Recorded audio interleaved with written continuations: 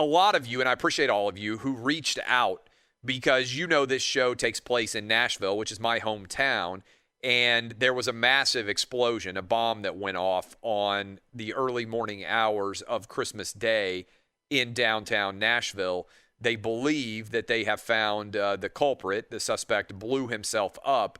The motive still under investigation, according to all the officials. I watched the press conference yesterday because that obviously is a story that has impacted a lot of people. In fact, Dub is in studio with me now. We had all different sorts of wacky studio-related issues going on, which is a small part of the larger issue, but my phone is still down. So it works on Wi-Fi, but I can't make a telephone call. So if you don't have the ability to call somebody on FaceTime, like I had to call Dub yesterday on FaceTime in order to ask him about guest situations rather than just go back and forth a few times with text. Dub, is your phone working? My phone is working, and I got in yesterday from the holidays from San Antonio, and when I landed, I didn't have any service for like 10 minutes, and I know that a bunch of people are without service, so I just kind of assumed that I was one of those people, and then all of a sudden my phone just got back to working. So I guess I'm fortunate in that sense. So my phone is working, but there's a lot of people, a lot of my friends I know are kind of like MIA without contact right now. Yeah, so obviously the reason is because there's an AT&T data service center downtown that was a part of the blast, and on Christmas Day about 11:30 Central, everybody's phones who had AT&T, either internet or cell phone service, just went out.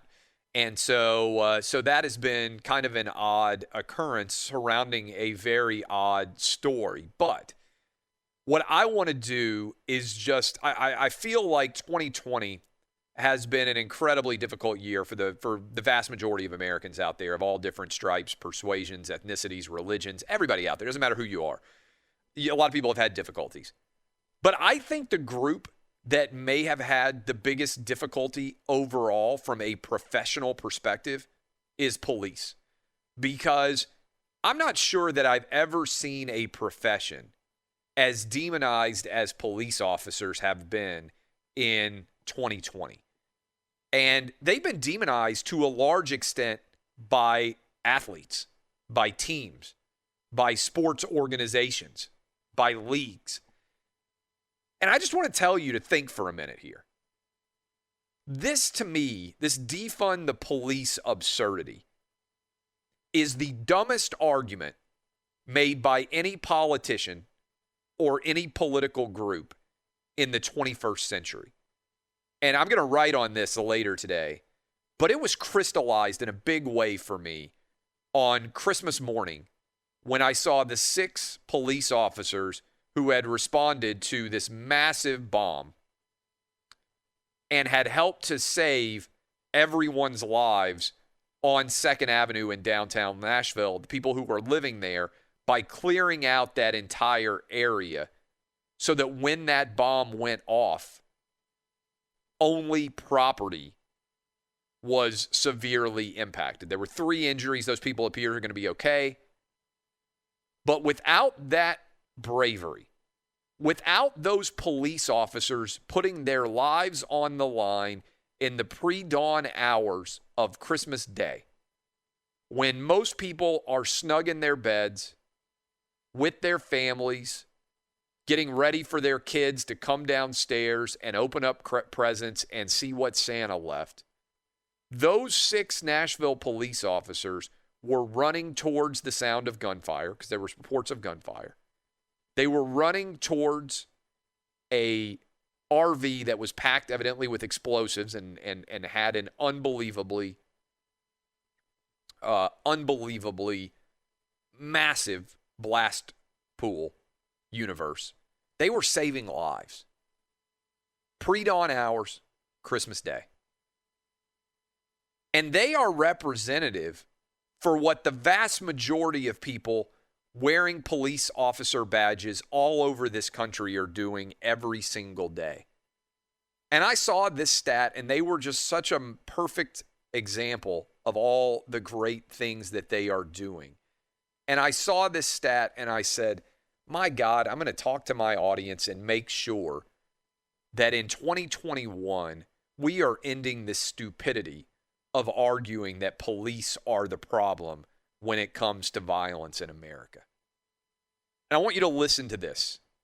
The percentage murder increase in 2020 in all of these different cities, many of which you are listening to me in right now.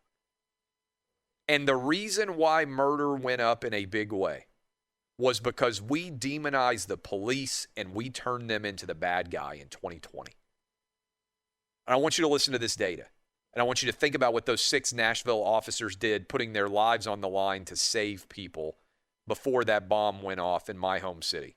And that's why, by the way, I donated $10,000, which I think is going to go direct to police support in the city of Nashville. Some of you may have seen me tweet about that because I wanted to find out who the culprit was here. But now that we know, according to authorities, I want my money to go towards police and helping them out. Murder increases in 2020. Atlanta, up 58%. Chicago, up 56%. Dallas, 24%. Los Angeles, 31%. New York City, 39%. Minneapolis, which is where they wanted to defund the police, it's where this stupid argument began, murders are up 74% in 2020 over 2019. Philadelphia, 39% increase in murders. San Francisco, 32% increase in murders. 2020 is going to be, by far, the worst one-year rise in murder rate in the history of this country. And do you know why that's happening? Because we turned police into bad guys. The reality is no one protects more black, brown, and white lives, Asian, Hispanic, white, black. It doesn't matter who they are. Police are catching the bad guys and they're keeping you and me safe. And one of the most destructive, if not the most destructive political argument in terms of direct violent lives lost of my life has been these idiots on social media running with the idea of defunding the police. We need to give more money to the police, the exact opposite of defunding the police. And as I finish off this first hour this morning, I want to thank all of you out there who are helping to keep our community safe, all of the police officers. And I would encourage every single person listening to this show right now, the next time you see a police officer, thank them. Whatever city you live in, whatever community you live in, I know that I am doing it. I'm putting my money where my mouth is in the city of Nashville.